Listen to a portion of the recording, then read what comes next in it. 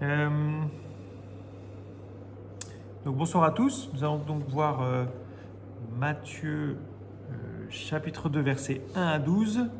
Donc l'adoration des mages, en fonction du titre que vous avez pu donner, ça peut être autre chose. Je vais commencer directement.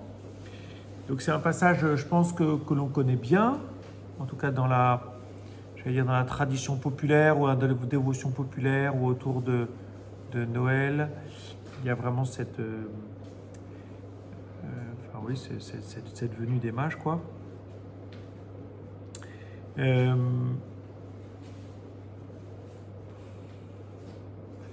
C'est ce qu'on appelle le mystère de l'épiphanie. L'épiphanie parce que c'est comme la manifestation de Dieu. La manifestation de Dieu à ces personnages. En fait, on ne sait pas s'ils sont trois. Petit à petit, on en a identifié trois. En fait, en fonction des cultures locales anciennes, on a pu en avoir 8, 4, parfois 12, parfois 2. Voilà. Ensuite, autre remarque, ce passage est unique dans les évangiles. Il n'est ni chez Marc, ni chez Jean, ni chez Luc. Donc c'est propre à Matthieu.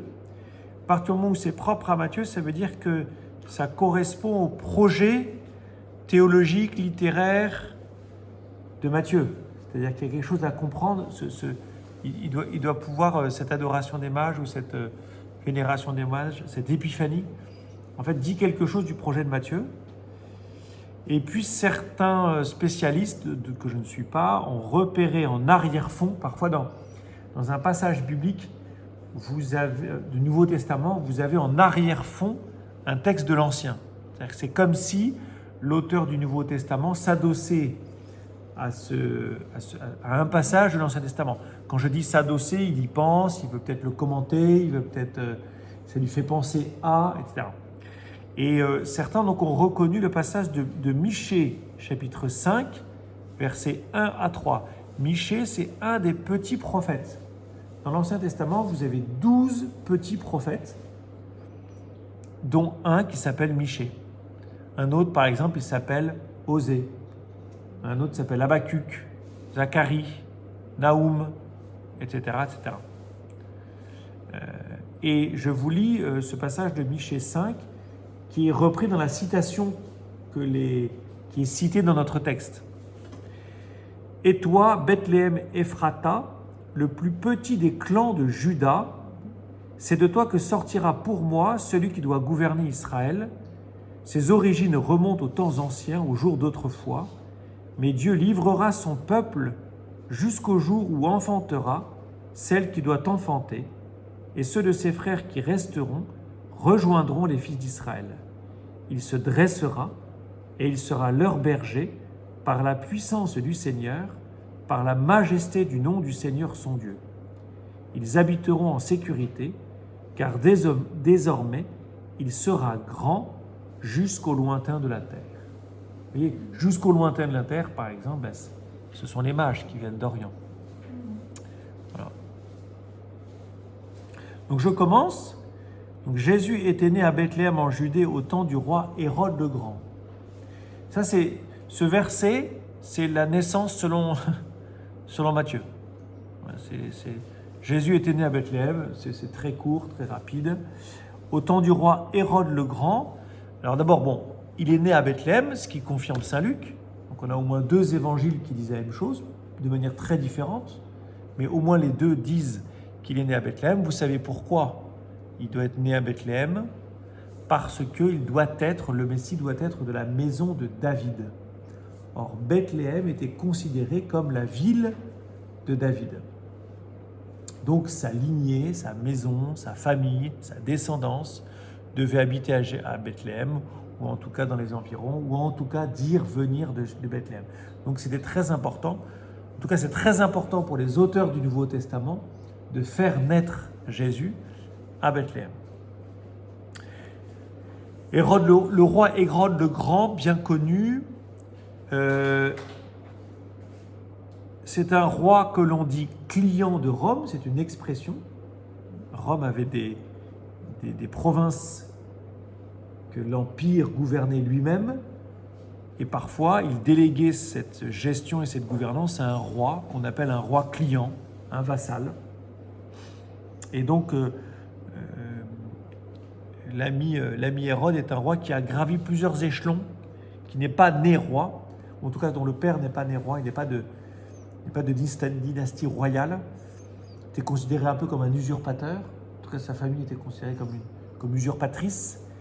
Et en fait, à force de coups politiques, il a réussi à devenir très ami de l'empereur et à avoir de plus en plus de terres à administrer. Et donc, parmi les terres qu'il administre, il y a la Judée, etc. Voilà.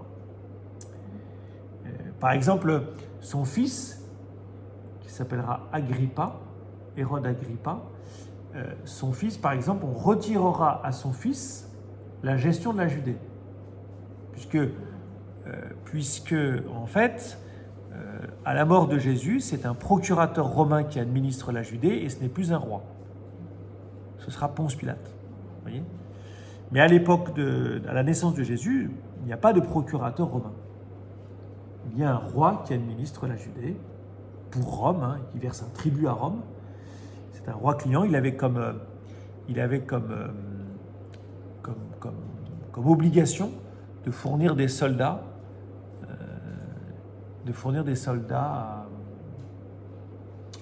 à l'Empire quand il y avait la guerre. Voilà. Voici que des mages venus d'Orient arrivèrent à Jérusalem et demandèrent « Où est le roi des Juifs qui vient de naître ? Nous avons vu son étoile à l'Orient et nous sommes venus nous prosterner devant lui. » Oui, pardon, sur Hérode, il y a eu beaucoup de choses écrites sur lui. On le décrit comme un roi sanguinaire. Notamment, on dit qu'il a fait tuer une de ses femmes, effectivement, avec ses enfants. Il avait très peur qu'on lui prenne son trône, et donc c'était un parano. C'est un roi, j'allais dire, c'est presque un roi normal, quoi. Mais voilà, donc c'est un homme politique, quoi. C'est pas un gentil. Et d'ailleurs, on le voit dans son stratagème, dans le texte. On n'a pas affaire à un innocent, si je puis dire. Voici que des mages venus d'Orient arrivèrent à Jérusalem et demandèrent « Où est le roi des Juifs qui vient de naître ? Nous avons vu son étoile à l'Orient et nous sommes venus nous prosterner devant lui. »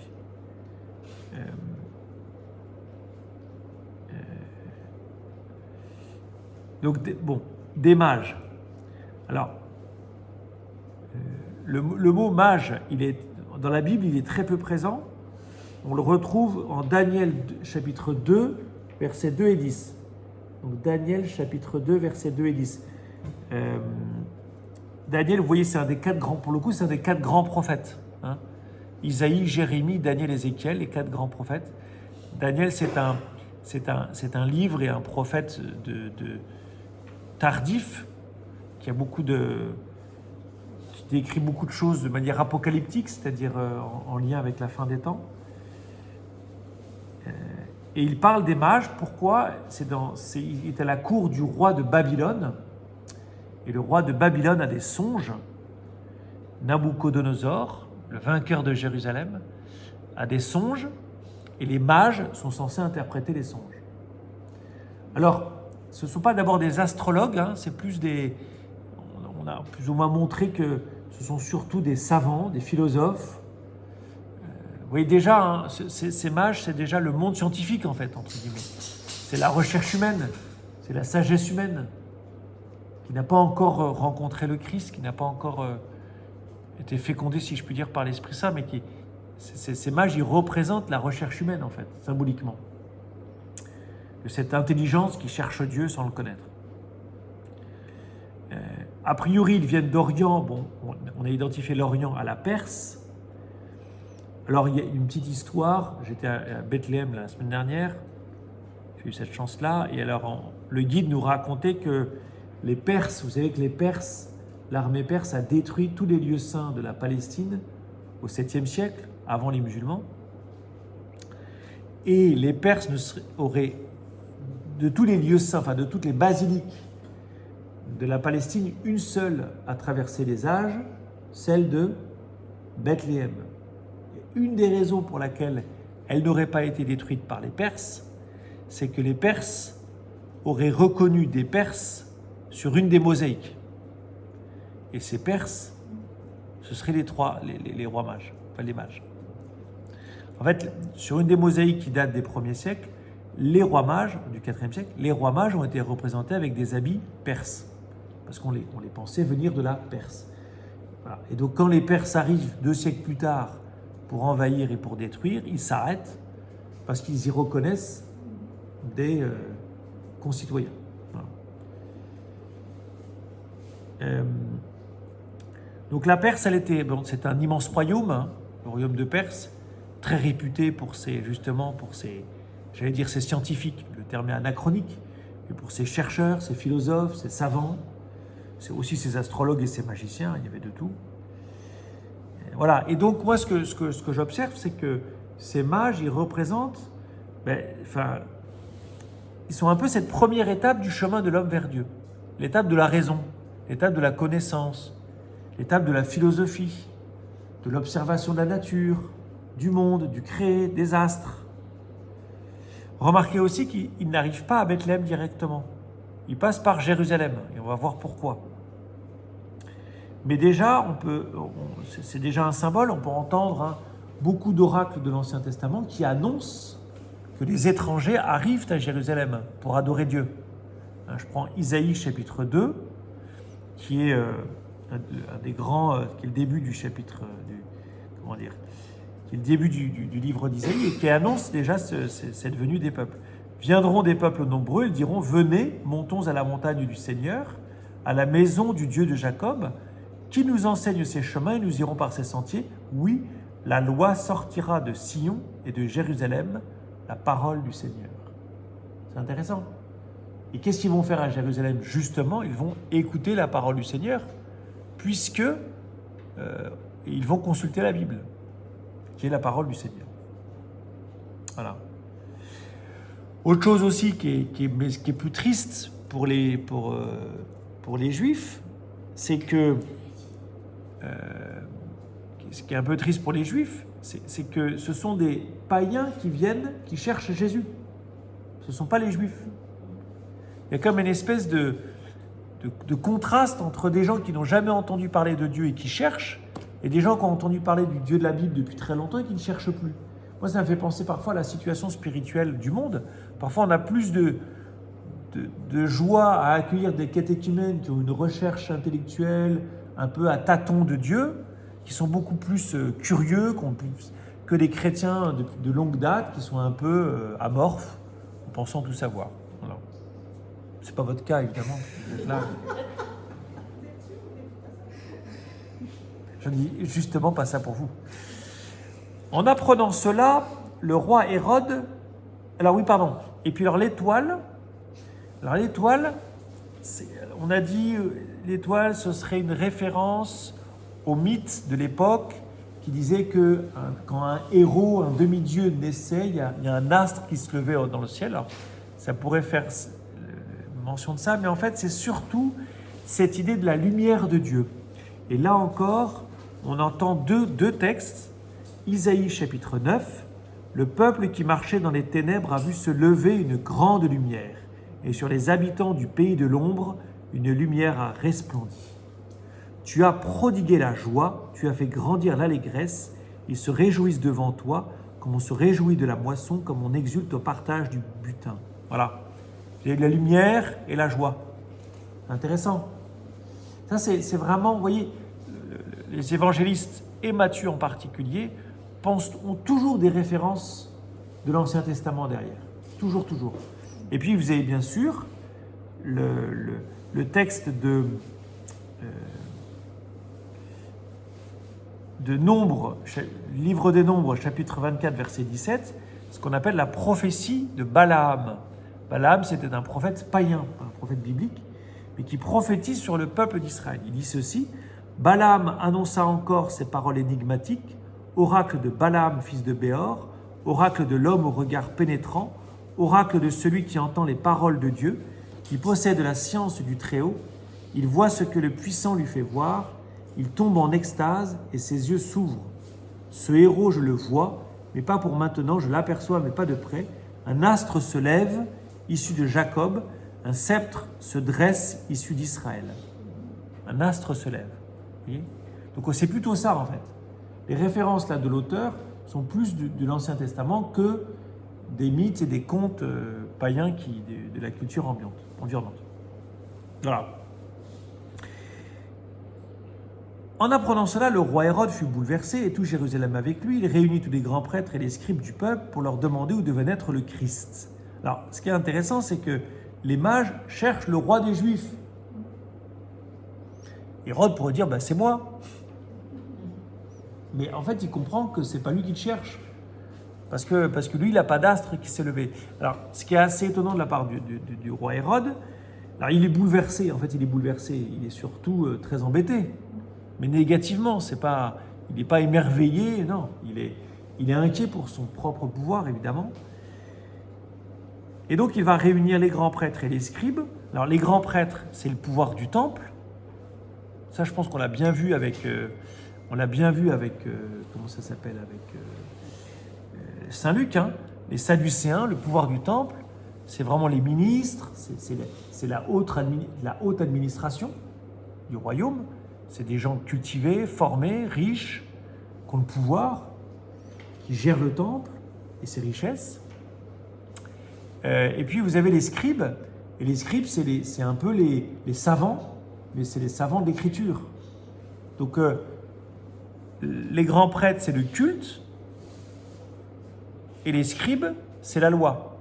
Donc en fait, c'est un peu la totalité, si vous voulez, de la science d'Israël, je ne sais pas comment dire, ou de l'État, enfin, je ne sais pas comment dire, ouais, c'est la totalité de l'Ancien Testament, c'est la totalité du peuple juif en tant que peuple juif, si vous voulez. Et les grands prêtres et les scribes, Matthieu dira qu'ils se coaliseront contre Jésus plus tard. Qui est le véritable roi des Juifs? Voilà, c'est ça, c'est une vraie question. Un peu sous-jacente, il y a cette question, qui est le véritable roi des Juifs? Et Hérode reconnaît va faire une recherche pour savoir où doit naître le Christ. Donc il reconnaît quand même qu'il y a quelque chose d'un peu d'extraordinaire. Mais ce qui est incroyable dans son orgueil, c'est qu'il est prêt à affronter le Messie de Dieu, Hérode. Il est prêt à l'affronter, en fait. Il lui répondit, à Bethléem en Judée, car voici ce qui est écrit par le prophète. Et toi, Bethléem, terre de Juda, tu n'es certes pas le dernier parmi les chefs-lieux de Juda, car de toi sortira un chef qui sera le berger de mon peuple Israël. En fait, donc cette citation, elle vient de Michée, comme vous l'avez entendu. Elle vient aussi, une autre citation qu'on peut entendre, c'est 2 Samuel 5.2, chapitre 5, verset 2, que je vous cite. « Dans le passé déjà, quand Saul était notre roi, c'est toi qui menais Israël en campagne et le ramenais, et le Seigneur t'a dit, tu seras le berger d'Israël, mon peuple, tu seras le chef d'Israël. » Voilà. Vous voyez, c'est intéressant dans tous ces textes, c'est qu'on est vraiment poussé à aller ouvrir en fait l'Ancien Testament. C'est pas un livre qu'on connaît bien, qu'on a du mal à lire, mais mine de rien, c'est quand même important.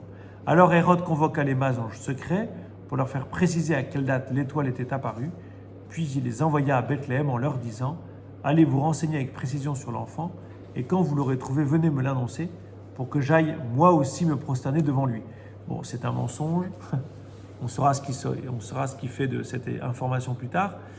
Mais donc, à quelle date l'étoile était apparue? Bien sûr, pour avoir l'âge de l'enfant. Après avoir entendu le roi, ils partirent, et voici que l'étoile qu'ils avaient vue à l'Orient les précédait jusqu'à ce qu'elle vienne s'arrêter au-dessus de l'endroit où se trouvait l'enfant. Quand ils virent l'étoile, ils se réjouirent d'une très grande joie. Bon, voilà. Donc, ce qui est intéressant ici, c'est que indirectement, les mages écoutent l'Écriture. C'est étonnant. D'accord? D'abord, ils observent la nature et ensuite, ils écoutent l'Écriture. Ce que ne fait ni Hérode, ni les scribes, ni les grands prêtres. C'est vraiment, c'est la honte, quoi, si vous voulez. C'est la honte. Eux qui sont des païens font tout ce chemin. Hérode, les scribes et les grands prêtres qui ont Bethléem à portée de main, si je puis dire, et l'Écriture, sont incapables de passer à l'acte.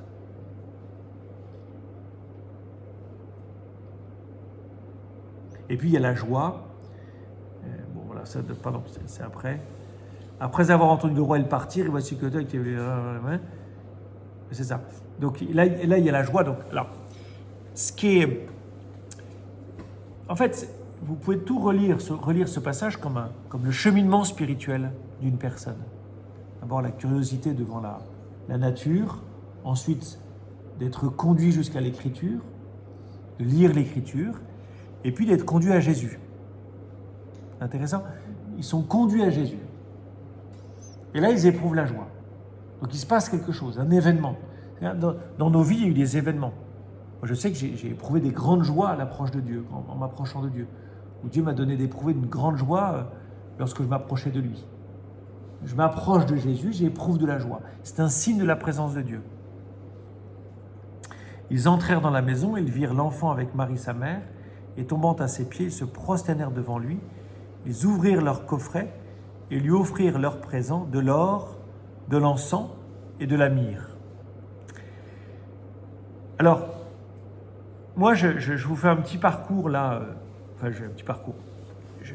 Ce verset-là, je trouve qu'il est, si je donne une interprétation spirituelle, en fait, on voit comme un acte d'adoration en plusieurs étapes, en 6 étapes. Donc, je vous le fais. C'est un peu de l'interprétation un peu assez spirituelle, si je puis dire. Ils entrèrent dans la maison. Donc, c'est la première étape de la prière. Entrer dans la maison, c'est quoi? C'est quoi la maison? C'est mon cœur. C'est la chambre dont Matthieu parlera. Entre dans ta chambre, ferme la porte et prie ton Père qui est là dans le secret. Entrer dans sa maison, c'est entrer en soi-même. Ça peut être aussi entrer dans l'église, qui est la maison de Dieu. C'est aussi entrer dans une fraternité. Avec des frères, nous sommes la maison de Dieu, d'une certaine manière. Voilà, et pour vivre cette rencontre, une maison, on va chez quelqu'un, en fait, dans une maison. Donc je vais chez quelqu'un. Quand j'entre dans la maison, je vais chez Dieu. Ils virent l'enfant avec Marie, sa mère. Alors le père n'est pas cité. C'est assez étonnant parce que, c'est une petite remarque comme ça, mais Joseph, il est quand même bien présent en Matthieu 2. Et là, au moment où les mages arrivent, il est absent. Peut-être chercher du bois, je ne sais pas, il est parti faire des courses. Mais donc Joseph n'apparaît pas. Bon, l'important, c'est de voir Marie et sa mère. Marie, la mère. Bon. Il y a sûrement une explication, mais je ne suis pas allé assez loin dans l'étude du texte. Mais en tout cas, il voit. Voilà. Il voit, et donc on voit bien qu'il y a un parallèle avec voir l'astre. Ils ont vu l'astre, et là, ils voient Jésus. Donc là, on est vraiment en Isaïe 9, lumière du monde. Jésus, la lumière du monde. Jésus est celui que l'on doit voir. On ne voit pas seulement un enfant, on voit vraiment la lumière du monde. Et puis l'autre chose, alors là aussi c'est peut-être un peu spirituel, mais ils virent l'enfant avec Marie sa mère. On voit Marie en fait qui présente l'enfant d'une certaine manière. Alors je ne veux pas être plus catholique que les catholiques, mais si j'interprète un peu spirituellement, en fait Jésus nous est présenté par Marie. Donc Marie comme chemin de rencontre de Jésus. Tombant à ses pieds, ils se prosternèrent. Donc il y a 2 verbes. Tombant à ses pieds.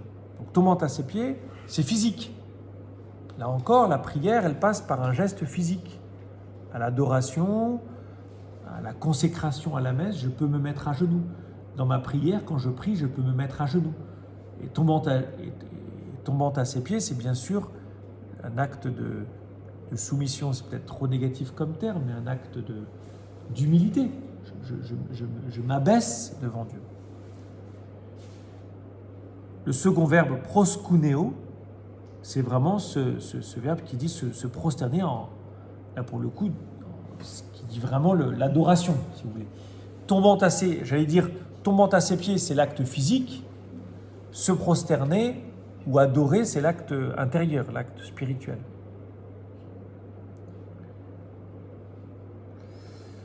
Et puis, ils ouvrent leur coffret et offrent leurs présents.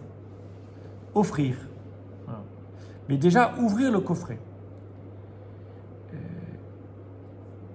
En fait, moi, si j'ai une lecture un peu spirituelle, ouvrir, c'est ouvrir son cœur.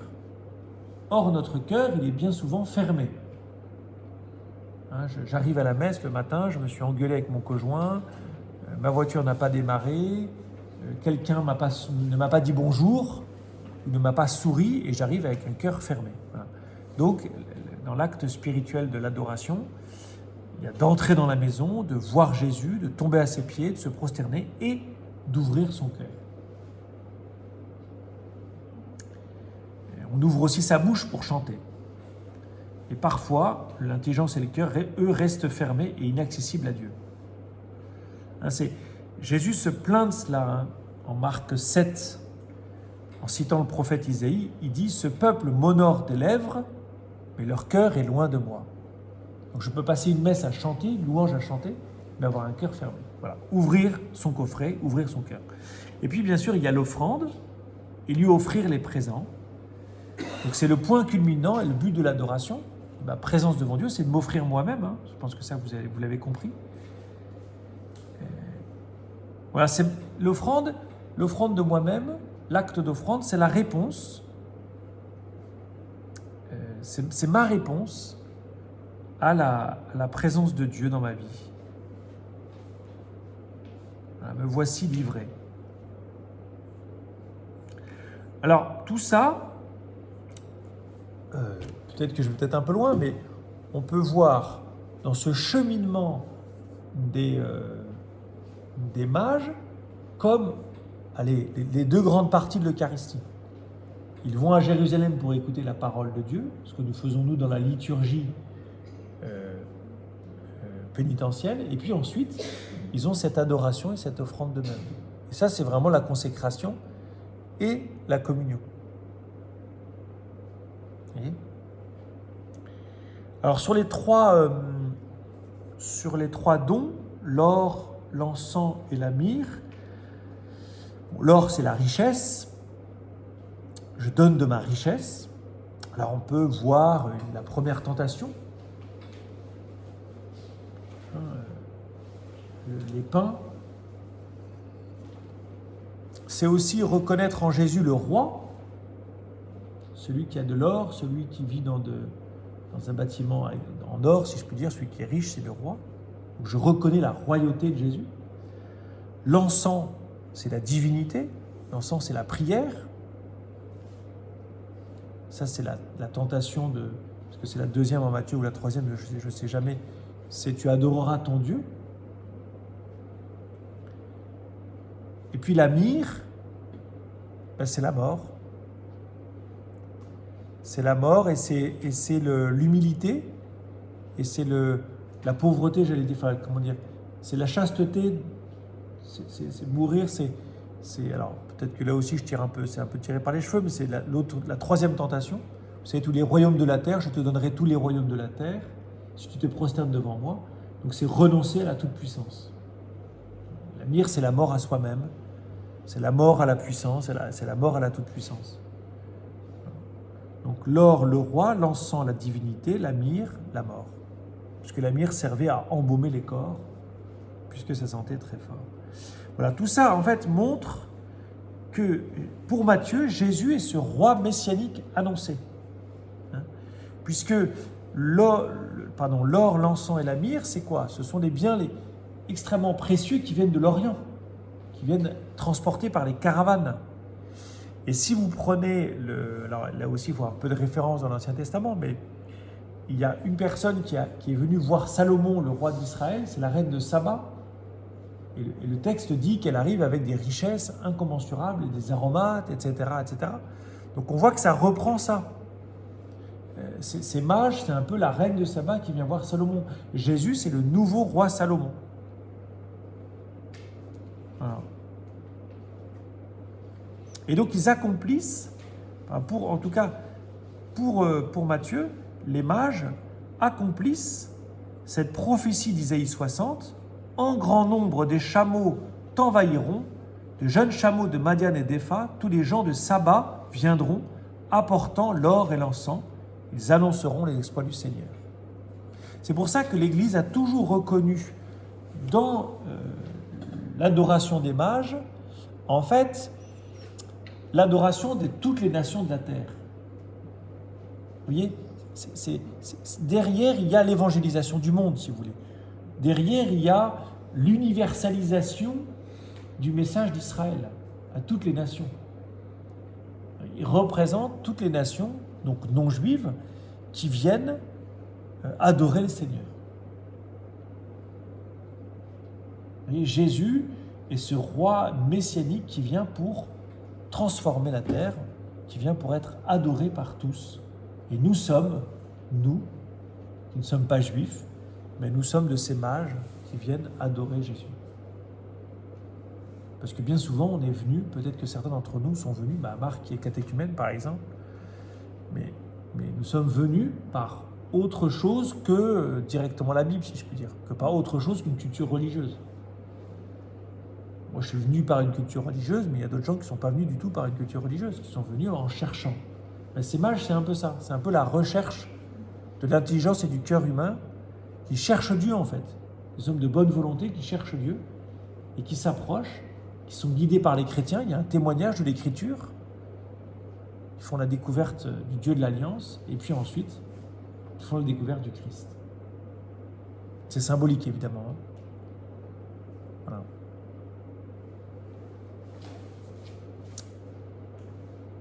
Y a-t-il des questions ?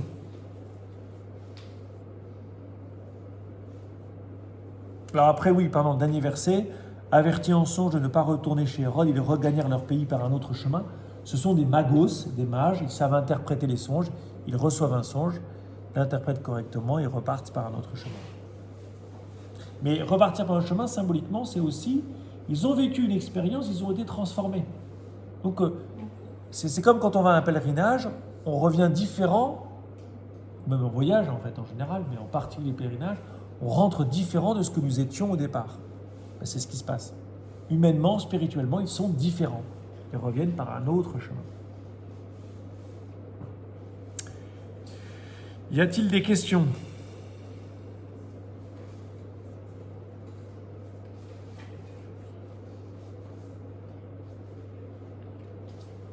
Vous avez tout compris.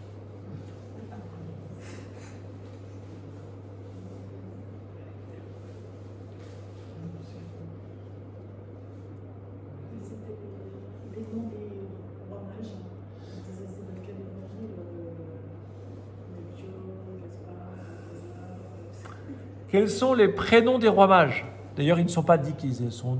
Alors, le texte ne dit pas qu'ils sont rois, le texte ne donne pas leur nombre, et le texte donne encore moins leur prénom.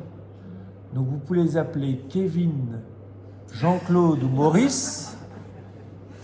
C'est comme Balthazar, Melchior et Gaspard. Après, ce sont des traditions,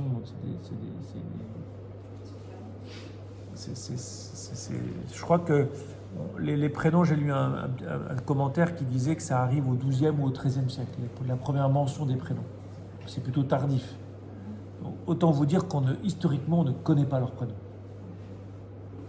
J'ai une autre question, c'est pourquoi est-ce qu'ils vont voir Hérode ? Ils ne devraient pas laisser de côté, Hérode est passé à côté, pourquoi est-ce qu'ils vont le voir ?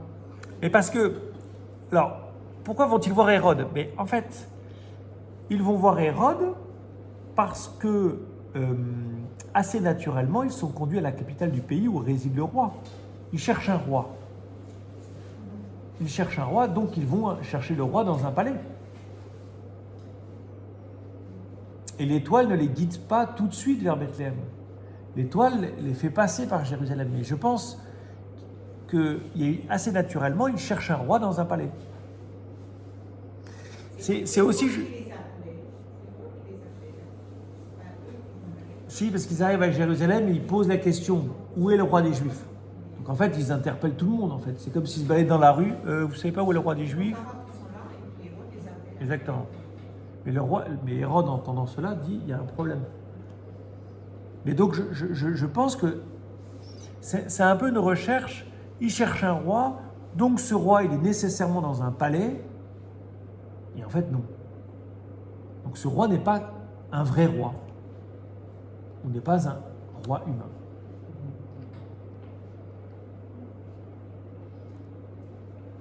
Peut-être aussi, Jérusalem, c'est où Jésus va mourir aussi. On voit qu'il sans ce chemin, Bethléem, j'ai passé par Jérusalem et revenu Jésus.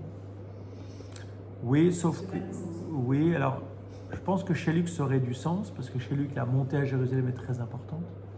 Chez Matthieu, je ne sais pas. Je ne sais pas si c'est d'abord le cheminement. Parce qu'en fait, cette notion de roi, elle va revenir dans la Passion. Alors, c'est surtout en Saint Jean, mais pas que. La controverse autour de la royauté de Jésus, c'est très présent. J'ai une autre question, c'est vous avez mentionné le fait qu'on parle des mages dans Matthieu et pas dans les autres évangiles, et que ça répondait au projet de Matthieu, au projet éditorial de Matthieu. Donc est-ce que vous pouvez nous en dire plus sur ce projet par rapport à cette présence des mages, et pourquoi pas chez Luc ou chez Marc ou chez Jean? Alors, je ne suis pas du tout un spécialiste de l'évangile de Matthieu. Je pense qu'il y a chez Matthieu, comme chez Luc d'ailleurs, il y a cette tension ou cette dialectique entre les Juifs et les nations. On dit que Matthieu a écrit plutôt pour des Juifs, notamment parce qu'il cite énormément l'Ancien Testament. Donc, c'est une des raisons pour lesquelles on pense que ses lecteurs connaissaient bien l'Ancien Testament. Luc cite beaucoup moins l'Ancien Testament. Pour autant, ils ont un peu le même projet, qui est de dire que Jésus n'est pas venu seulement pour le peuple juif, mais qu'il est venu pour toutes les nations. Et donc, c'est la manière pour Matthieu de dire cela. C'est sa manière propre. Il n'est pas venu que pour les Juifs. Exactement. Qu'il est venu pour tous les païens, que pour toutes les nations. Je pense que Luc le fera de manière très différente. Par exemple, si je fais je ne sais pas si c'est une comparaison, mais prenez par exemple le parallèle, à mon avis, qu'on pourrait faire en Luc avec les bergers. Les bergers ont une grande joie en entendant l'annonce dans le ciel et vont et se déplacent à Bethléem. Pour Luc, j'ai l'impression que l'universalisation, elle passe beaucoup par des pauvres, en fait. Mais des Juifs. Et des Juifs pauvres, oui, de fait. Des Juifs pauvres. Mais c'est incomplet de dire ça, parce que pour Luc, par exemple, et si vous prenez un autre passage de Luc, Nazareth, le discours de Jésus dans la synagogue de Nazareth, Jésus va provoquer ses frères juifs en citant le lépreux Naaman, qui est un païen, et la veuve de Sarepta, qui est une païenne. Mais il passe par des pauvres. Un lépreux, qui est un général, mais un lépreux, et une veuve. Mais ce sont deux païens. On a l'impression que Luc est plus dans la provoque pour provoquer quelque chose, alors que Matthieu, ça a l'air plus apaisé, mais il dit, c'est plus apaisé, c'est plus biblique au sens... c'est comme s'il disait paisiblement, voyez, en fait, cet enfant attire à lui, mystérieusement, toutes les nations de la terre. C'est paisible, en fait. C'est plus paisible qu'en Luc, il me semble.